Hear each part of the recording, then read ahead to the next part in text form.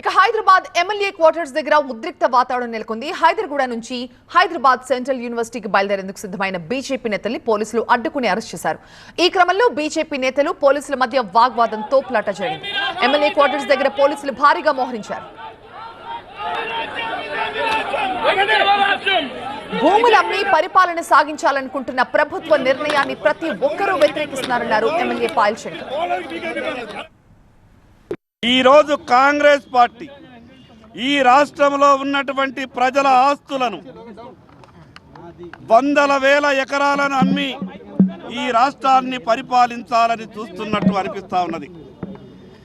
ఈరోజు సెంట్రల్ యూనివర్సిటీకి సంబంధించినటువంటి 400 ఎకరాల భూమిని, అది ప్రజల ఆస్తి, ప్రభుత్వ ఆస్తి, విద్యార్థుల భవిష్యత్తుకు సంబంధించినటువంటి ఆస్తి, తెలంగాణ రాష్ట్ర భవిష్యత్తుకు సంబంధించినటువంటి ఆస్తి, దాన్ని అమ్మవద్దు, అమ్ముకునే ఆలోచనని విరమించుకోండి అని ఈరోజు పర్యావరణ ప్రేమికులు కానీ, రాజకీయ పార్టీలు, విద్యార్థులంతా కూడా ముక్త కంఠంతో ఆ నిర్ణయాన్ని వెనక్కి తీసుకోమని డిమాండ్ చేస్తూ ఉన్నారు.